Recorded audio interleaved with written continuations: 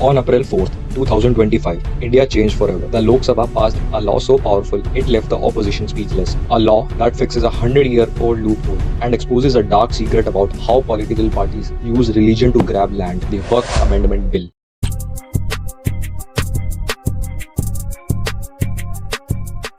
What is Waqf? A permanent donation of property, whether it is movable or immovable, under Islamic law for religious or charitable purposes, in the name of God. Once donated, the property cannot be reclaimed. It's managed by caretakers known as mutawilis, appointed by the State Waqf Board. Income generated from those property must be used for Muslim community welfare, with 7% going to the Waqf Board. History: post-independence, multiple amendments were made to the Waqf Act, but issues persisted. The Waqf Amendment Act 2013, based on Sachar Committee Report 2006, which highlighted that Waqf had 4.9 lakh registered properties in India, which was approx 6 lakh acres. They are generating poor income of only 163 crore annually, despite having 1.2 lakh crore market value. It also recommended for better management, digital records, and professional oversight. Problems in Waqf Act: Waqf by user, controversial provision where properties could be declared Waqf based on usage without written proof. Example: Gyanvapi Mosque case. Government land encroachment. Waqf Board claimed disputed government lands halting public projects. Survey issues. Earlier surveys were non-transparent. Only 1 year window to challenge Waqf claims. Tribunal bias. Disputes could only be resolved in Waqf tribunals. Limitation Act exception. Waqf Board could claim properties even after 100 plus years, while others had 12 to 30 year limits. The empire of 9.4 lakh acres. This is larger than Goa and Delhi combined. But where is this empire concentrated? Highest Waqf property is situated in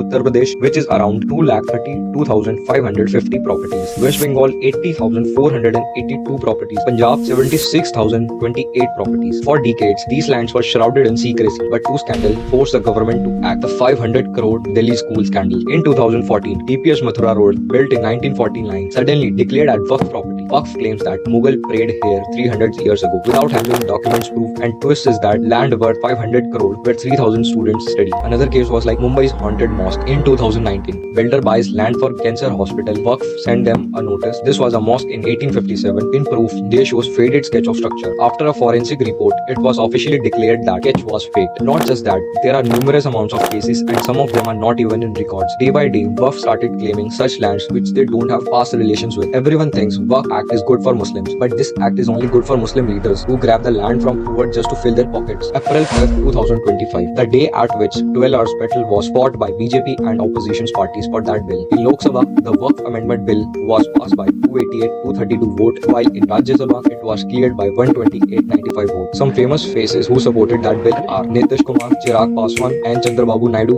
Eknath Shinde, and this bill was opposed by Rahul Gandhi, Ram Gopal Yadav, Supriya Sule, Kalyan Banerjee, Sanjay Singh, Manoj Kumar Jha. The Waqf Amendment Bill 2025. Waqf by user removed. Now only official declaration make a property Waqf. Government land. Disputed lands revert to government if no ownership proof exists. Survey and tribunal reforms. District collector now verify Waqf properties, appeal against tribunal decision, or even can go to high courts. Limitation Act. Waqf property now claim. Limitation Act. Waqf property now follow the standard of 12-year rule. No more 1 year exception. Women rights.